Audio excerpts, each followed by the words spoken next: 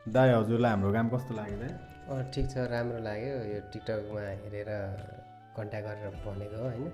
ठिक छ, राम्रो लाग्यो। अनि अरू मान्छेहरूलाई के भन्नुहुन्छ टिकटकबाट हेर्नेहरूलाई? राम्रो छ अब होइन, मलाई चाहिँ ठिक लाग्यो होइन, त्यही हो। हस् दाइ, धन्यवाद।